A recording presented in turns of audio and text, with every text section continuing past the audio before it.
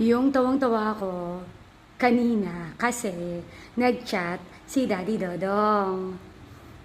Dami mo order dito TikTok, dalawa binayaran ko. So, syempre, may reply ang mama mo.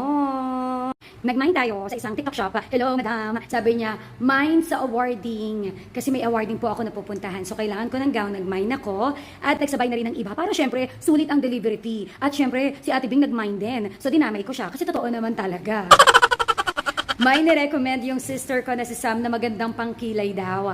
Kilay is life po para lagi maganda. Yan ang sabi ko naman sa kanya. At bilang bago ang ating CR at maganda, syempre dapat maganda rin yung mga nakalagay doon. So sabi ko, para aesthetic sa CR natin po, uniform na lagayan ang binili ko. Para sa mga shampoo, conditioner, shampoo ng mga bata, yarn. So ayun, ang cute. Huli pero di ko long. Sa mga mima, paano ka mag-explain sa asawa mo?